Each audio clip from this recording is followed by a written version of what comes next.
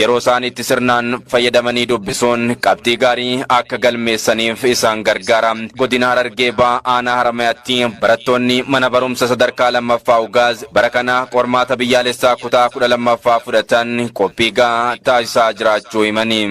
Nutilleen manatti yeroo waliin dubbifnus gurupiidhaan taanee dubbifna. Mana barumsaattis kilaasii keessattis barsiisonni keenyaas hedduu takka nu dhiyaatanii nu dhiyaadhaa jaanii ilaa hanga barsiisota birattillee mana bira dhaynee dubbisuutti hojii haa jirra mana keessatti.